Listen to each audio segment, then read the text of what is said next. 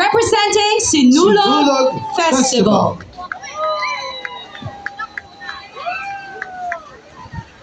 Sino pala na? Umanin lang.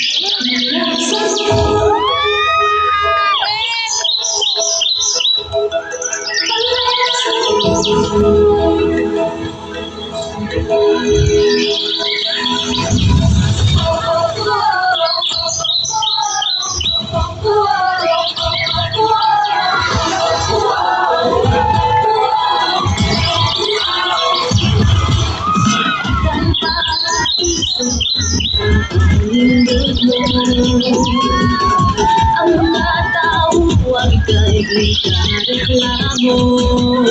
Di sila sa buhay mo tungo sa bagay ito. Magkapiling ka, tingnan mo. I love Cebu, kalimutan ko. I love Cebu, kasi ito kalimutan.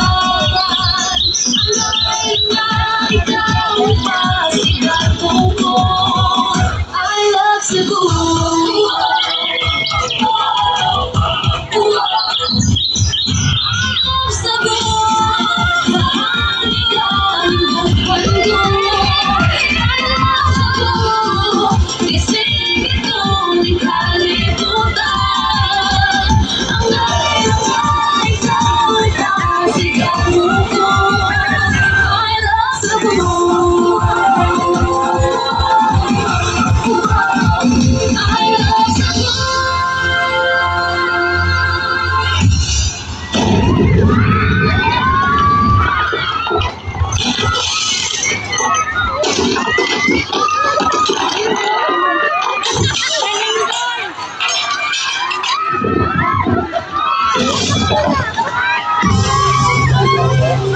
Magandang hapon, Hong Kong! Nagpapalang balita. Ngayong araw, ang Cebu na tinataguriang the Queen City of the South ay niyanig ng malakas na lindol ng magnitude 6.9.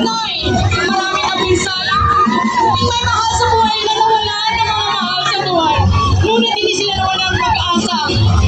Nakilakad ninyo ang Santo Niño na may pag-asa ang kabukasan. Viva Señor Santo Niño! Ay! May actor siya! Ay! May actor siya!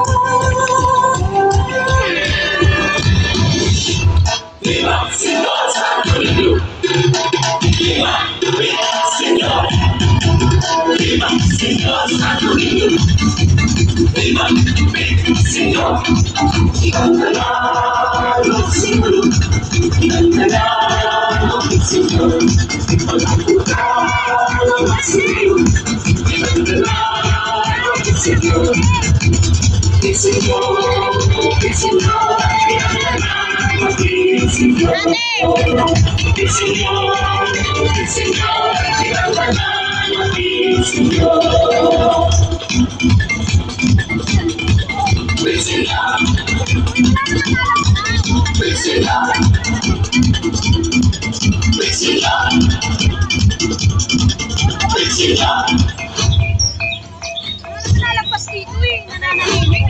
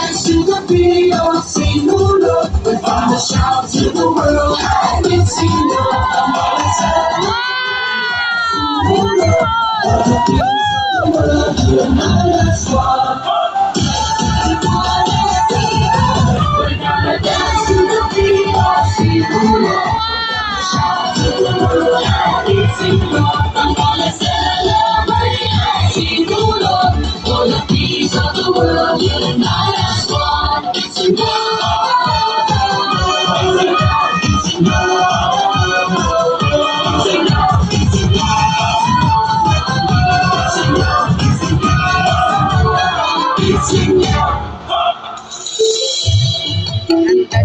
Ganda! Wow!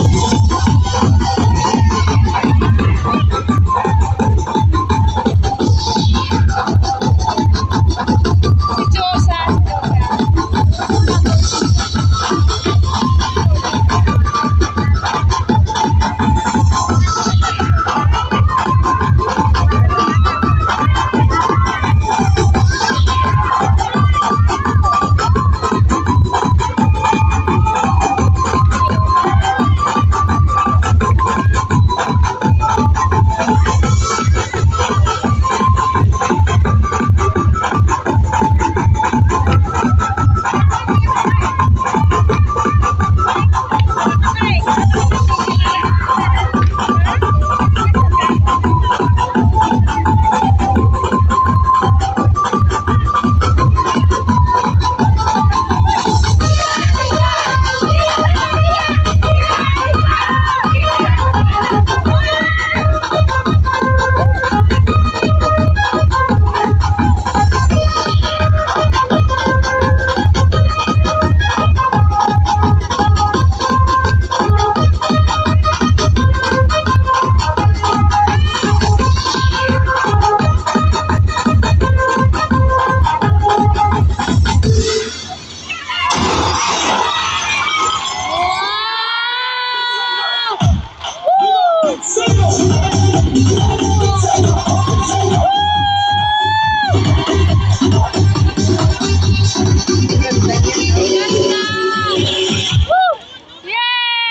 Maraming salamat, Juan Visayas!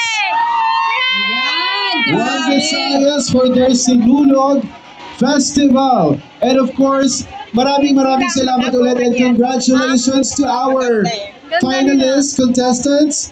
Number 1, Kabisig Society 2008, representing Mascara Festival. Our Thank you, second, Federation of Luzon Active Groups representing Ani Festival. next, Cordillera Autonomous Region, representing Panagbenga Festival.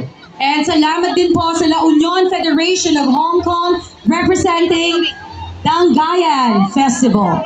We would also like to thank Kalinga Province Hong Kong Workers Association, representing Laga. And Mindanao Federation for Subanen Festival.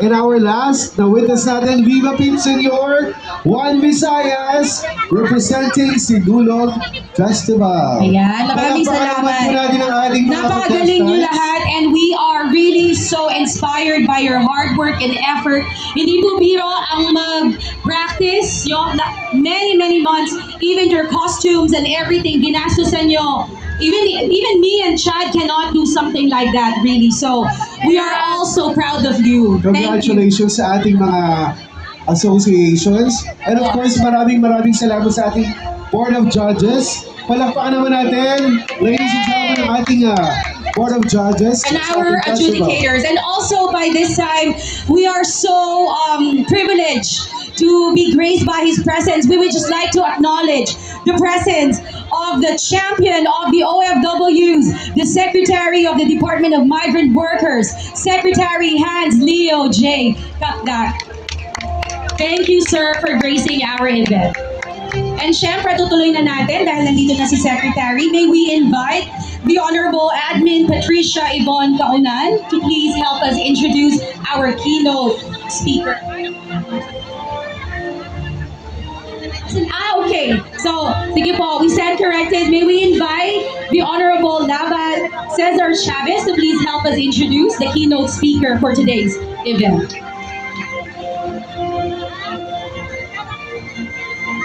Maligayang araw po ng ating kalayaan.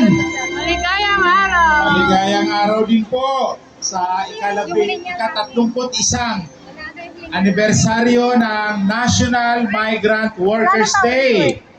At maligayang araw din po sa ika-11 Kapangyawan anniversary dito sa Hong Kong. Wala ka nakasama. Mga kababayan, ladies and gentlemen, distinguished guests, mga OFWs sa Hong Kong, magandang hapon po sa ating lahat kahit medyo malapit na umulan. Hindi yan uulan, patatapusin tayo. No?